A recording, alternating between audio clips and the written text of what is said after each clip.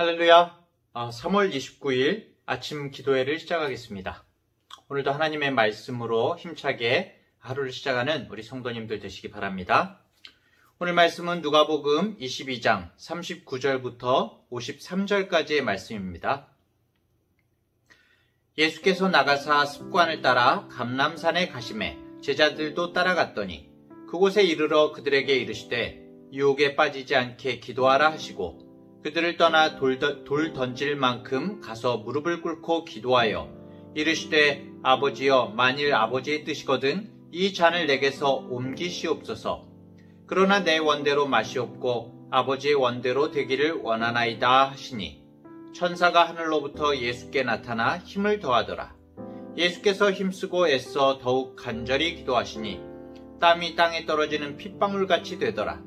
기도 후에 일어나 제자들에게 가서 슬픔으로 인하여 잠든 것을 보시고 이르시되 어찌하여 자느냐 시험에 들지 않게 일어나 기도하라 하시니라. 말씀하실 때 한 무리가 오는데 12 중에 하나인 유다라 하는 자가 그들을 앞장서 와서 예수께 입을 맞추려고 가까이 하는지라.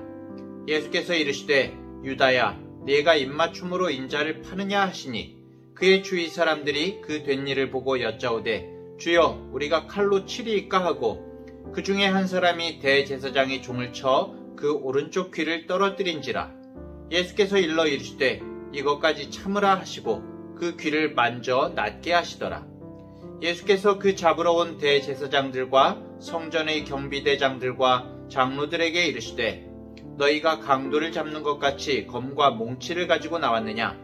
내가 날마다 너희와 함께 성전에 있을 때에 내게 손을 대지 아니하였도다. 그러나 이제는 너희 때요 어둠의 권세로다 하시니라. 아멘.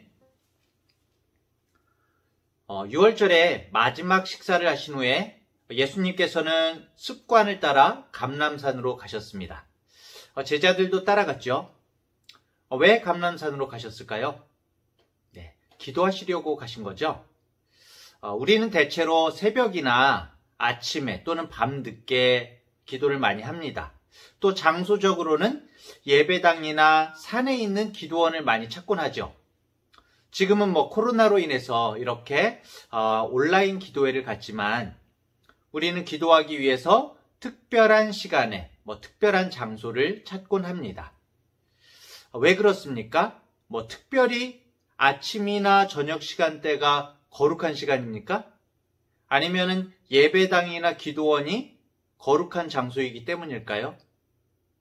그렇지 않지요. 장소나 시간을 율법적으로 규정하고 정해진 시간에 정해진 장소에서만 기도하는 것은 그것을 이렇게 무조건 규정하는 것은 옳지 않습니다. 하지만 반대적으로 우리가 아무에게도 방해받지 않는 시간에 아무에게도 방해받지 않는 장소를 확보하고 기도하는 것은 굉장히 중요한 것입니다. 예수님에게는 그곳이 바로 이 감람산이었던 거죠. 우리는 하루 종일 세상의 소음과 또 가치관에 둘러싸여서 살지요. 그래서 홀로 하나님의 말씀을 묵상하고 주님과 대화하는 거룩한 습관을 가지는 것은 굉장히 중요한 것입니다. 우리 성도님들도 신앙생활에 좋은 습관을 가지시길 바랍니다. 주님께서는 감람산에 도착하셔서 제자들에게 기도하라고 말씀하시죠. 그냥 기도하라고 말씀하지 않으시고 유혹에 빠지지 않게 기도하라고 말씀하십니다. 우리가 왜 기도해야 되는지 그 이유를 말씀해 주시는 거죠. 우리의 삶에 유혹이 참 많기 때문입니다. 우리를 둘러싼 모든 세상의 세력들을 보십시오. 온통 보암직도 하고 먹음직도 하고 우리의 눈과 귀를 사로잡아 버리고 우리의 생각을 다 채워버리고 욕심을 자극하는 것이 얼마나 많습니까? 눈에 보이지 않는 어둠의 세력이 각종 다양한 형태와 방법으로 우리를 유혹하고 있습니다. 사랑하는 성도 여러분, 우리가 이 시간 함께 말씀과 기도의 시간을 갖죠. 공통의 기도 제목, 또 각자 기도 제목을 가지고 우리가 기도하지만 우리가 기도할 때 빠지지 않아야 할 것이 우리의 일상의 삶 가운데 유혹에 빠지지 않도록 기도하는 것입니다. 다 함께 그렇게 기도하시기 바랍니다. 감람산에 오르신 주님께서는 하나님과 독대의 시간을 갖고자 제자들과 조금 떨어진 곳에서 홀로 기도하셨습니다. 그런데 오늘 본문에는 예수님께서 무릎을 꿇고 기도하셨다고 나옵니다. 성경에는 여러 가지 기도의 모습이 사실 나옵니다. 하늘을 향해서 손을 들고 일어서서 기도를 하거나 아니면 무릎 사이에 머리를 넣는다든지 여러 모습이 나오는데요. 어떤 모습으로 기도해야 한다는 규칙을 우리에게 말씀하시지는 않습니다. 다만 기도자가 어떤 마음가짐으로 기도하느냐에 따라서 당연히 기도의 자세가 다르게 나타나지 않겠습니까? 무릎 꿇으신 예수님의 모습에서 우리는 너무나 정말 간절하고 절박하게 하늘 아버지 앞에 계신 예수님의 모습을 보게 되는 것이죠. 결국 우리의 몸은, 우리의 자세는 우리의 마음을 반영하는 것이라고 할 수 있습니다. 바른 예배와 기도의 자세는 하나님 앞에서의 우리의 마음의 자세를 나타내는 것이라고 할 수 있습니다. 정말 바른 자세를 가져야 될 것 같습니다. 기도하기 시작하신 예수님께서는 십자가의 고난과 아버지 하나님의 저주를 감당해야 될 정말 마지막 사역으로 인해서 너무나 마음이 괴로우신 것을 보게 됩니다. 이 잔이 옮겨지기를 기도하십니다. 하지만 주님 기도의 이 핵심은 바로 아버지의 뜻대로 되는 기도라는 것을 우리가 볼 수 있죠. 우리가 기도할 때에는 정말 우리의 모든 소원과 간구를 올려드리죠. 이것 해주십시오. 주님 도와주십시오. 충분히 그렇게 기도할 수가 있습니다. 내 생각으로, 자신의 생각이 옳다고 생각하면서 기도할 수 있습니다만 결국 우리 기도의 마지막은, 끝은 예수님께서 보여주신 기도를 해야 하는 것이죠. 하나님, 저의 여러 간구를 드렸지만 나의 원대로 하지 마시고 아버지의 뜻대로 되기를 원합니다. 이게 정말 확실한 것입니다. 왜일까요? 예수님께서 그렇게 보여주셨을 뿐만 아니라 사실은 그것이 가장 합당하고 가장 옳고 가장 좋은 기도이기 때문입니다. 우리는 기본적으로 아버지께서 자녀된 우리를 가장 최선의 길로 인도하신다는 그 믿음을 가져야 합니다. 무엇보다도 바른 기도는 내가 하나님을 졸라서 내 뜻을 이루는 것이 아닙니다. 진정한 기도는 내가 기도라는 그 과정을 통해서 하나님의 뜻을 깨닫고 그 뜻을 이루기 위해서 내가 결단하는 것이 바로 기도인 것이죠. 사실 하나님의 뜻을 이루기 위한 기도는 굉장히 힘이 듭니다. 하나님의 뜻과 나 자신의 생각 사이에서 처음에는 내적 갈등이 막 일어나거든요. 그런 가운데 말씀으로 나 자신을 꺾고 하나님의 뜻을 받아들여야 되니까 힘이 드는 것이죠. 하지만 우리가 정말 주님 앞에 기도하기를 마음먹고 기도하기 시작하면 주님께서 우리에게 힘을 더해 주시고 기도의 능력을 더해 주십니다.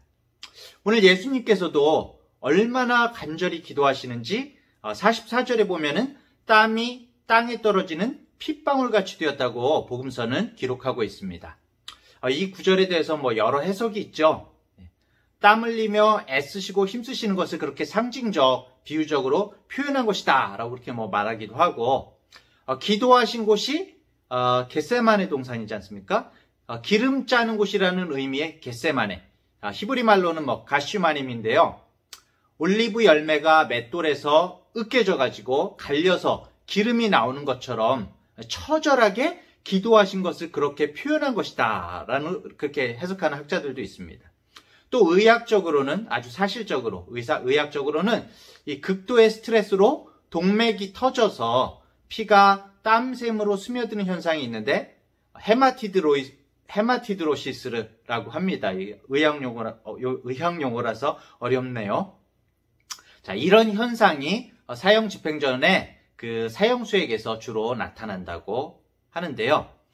인간의 죄를 홀로 지셔야 했던 고뇌와 고통으로 인간의 몸을 지니신 예수님께서 그 스트레스가 몸으로 나타났을 것으로 보기도 합니다. 어쨌든 우리 주님은 그렇게 간절히 하나님께 기도하신 것이죠. 우리가 정말 기도하고 예배한다고 하지만 이런 주님의 기도의 자세와 그 열심을 생각해 보면 우리의 기도가 그 힘쓰고 애쓰는 것이 얼마나 부족한지를 생각해 보게 되는 것입니다. 우리도 주님께서 주시는 힘을 받아서 주님의 뜻을 이루기 위해 더욱 힘쓰고 애써서 간절히 기도하는 우리 성도님들 되시기 바랍니다. 자, 그렇게 주님께서 기도하신 후에 제자들에게 돌아오셨을 때에 제자들이 자고 있었다고 나옵니다. 누가는 제자들이 잠든 이유를 슬픔 때문이라고 그렇게 말하고 있는데요. 무엇이 제자들을 슬프게 했는지는 구체적으로 나오지는 않습니다. 제자들이 왜 슬픔에 잠겼을까요? 감람산에 오기 전에 한바탕 막 다투다가 왔잖아요. 너희들 중에 나를 배반할 자가 있고 너희가 다 나를 버릴 것이다 라는 그 말씀에 서로 의심하면서 내가 높다 네가 낮다 하고 이렇게 왔으니까 굉장히 마음이 과격해졌고 지쳤을 수 있을 것 같습니다. 주님께서는 잠든 제자들을 보시고 말씀하시죠. 어찌하여 자느냐? 시험에 들지 않게 일어나 기도하라. 이렇게 말씀하실 때에 한 무리가 다가오게 됩니다. 물론 그 앞에는 우리가 잘 아는 바로 그 가룟 유다가 앞장서 있는 거죠. 우리는 그 문화적으로 좀 오글거릴 수도 있지만 이 성경 시대의 이스라엘에서는 사랑과 헌신 그리고 존경의 표현으로 입을 맞추었습니다. 가룟 유다는 아마도 이 어두운 가운데 여러 명의 이 제자들 사이에서 정확하게 예수님을 콕 집어서 넘기기 위해서 사인을 짠 것 같은데요. 그게 이제 예수님께 뽀뽀를 하는 거였죠. 사실 다른 사인을 정할 수도 있었을 건데 정말 처참하고 마음이 무너지는 방법이 아닐 수 없습니다. 이 사랑과 존경의 입맞춤으로 예수님을 넘기다니요. 예수님도 마음이 아프셨는지 유다야 내가 입맞춤으로 인자를 파느냐라고 이렇게 안타깝게 말씀하시죠. 예수님을 체포하러 온 무리를 본 제자들은 위기감을 느끼고 우리가 칼로 대항할까요? 이렇게 예수님께 물어보죠. 그런데 문제가 예수님의 말씀을 듣지도 않고 무리 중에 한 명의 귀를 칼로 베게 됩니다. 정말 자신의 원대로 하지 않고 아버지의 뜻대로 지금까지 기도하신 예수님과는 너무나 대조적인 그런 모습이죠. 제자들은 주님께 대항할 거예요 여쭈기는 했지만 예수님으로부터 대답을 듣기도 전에 자신의 판단을 행동에 옮겨버렸습니다. 우리도 오늘 이 자리에 함께 기도의 자리를 갖지만 우리가 정말 주님께 기도하고 응답을 구한다고 하면서 사실 이미 판단은 내가 다 하고 있지는 않은지 주님의 말씀에는 귀를 닫고 있는 것은 아닌지 돌아보는 우리 성도님들 되시길 간절히 바랍니다. 하나님께 여쭈었다면 듣는 시간이 필요하지 않겠습니까? 기도는 인스턴트로 지금 내가 하나님께 묻고 하나님이 빨리 대답해 주시는 게 아닌 거죠. 하나님의 뜻을 듣고 깨닫는 시간과 그 과정이 필요하고 그것이 이제 순종으로까지 이어져야 하는 것입니다. 그것이 진정한 기도이죠. 주님은 공격당한 대제사장의 그 종의 귀를 만져서 낫게 해주셨습니다. 주님의 사랑은 참 놀랍고 위대하죠. 아버지의 뜻을 이루기 위해서 모든 위협 가운데에도 사랑을 베푸시는 주님의 모습을 보게 됩니다.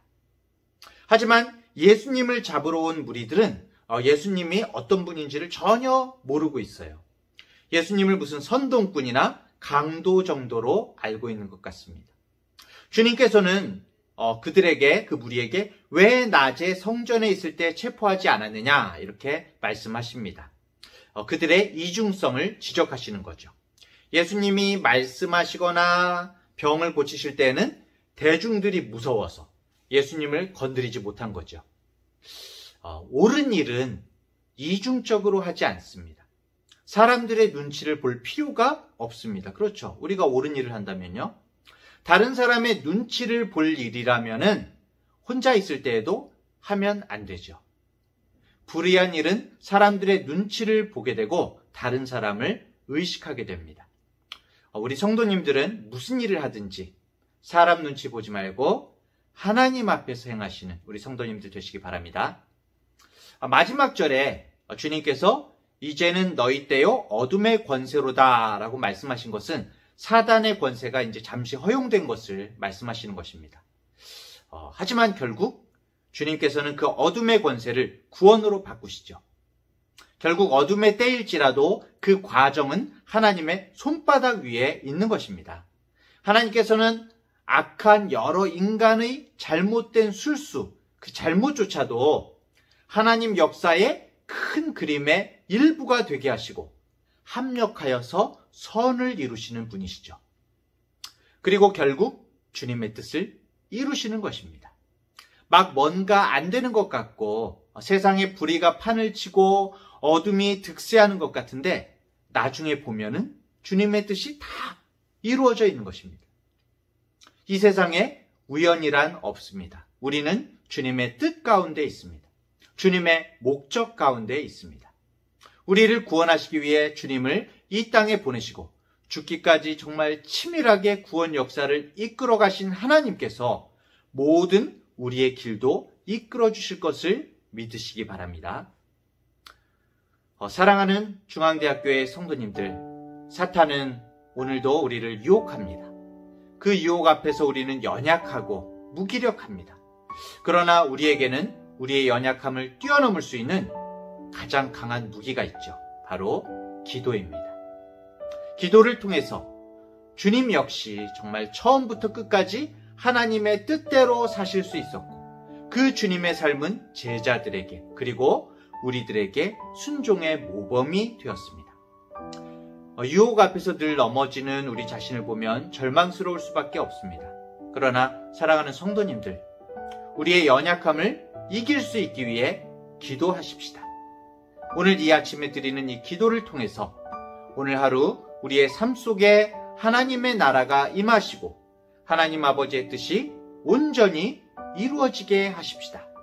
그래서 우리의 삶을 통해 하나님 아버지의 이름이 거룩히 여김을 받으시도록 순종의 삶을 사시는 우리 성도님들 되시기를 간절히 축원합니다. 오늘 기도의 제목을 몇 가지 나눕니다. 첫 번째로 나의 원함이 아닌 하나님의 뜻이 이루어지도록 기도하게 하소서. 두 번째로는 세상의 유혹과 어려움을 물리치고 하나님으로 나 자신이 채워지게 하소서. 세 번째로는 어느 때든지 무슨 일을 하든지 하나님 앞에서 행하게 하소서. 이렇게 기도했으면 좋겠습니다. 제가 먼저 기도하겠습니다. 하나님 아버지, 오늘도 주님과 대화하며 기도할 수 있는 은혜를 베풀어 주셔서 감사합니다. 주님, 오늘도 우리에겐 인간 삶에서의 여러 눈물과 한숨이 있습니다. 아픔이 있습니다. 예상치 못한 여러 일을 만나게 됩니다. 주님, 그럴지라도 우리로 낙심하지 않게 하여 주시옵소서. 하나님께 기도했다면 나의 뜻과 다르더라도 하나님께서 인도하시는 과정임을 기억하게 하여 주시옵소서.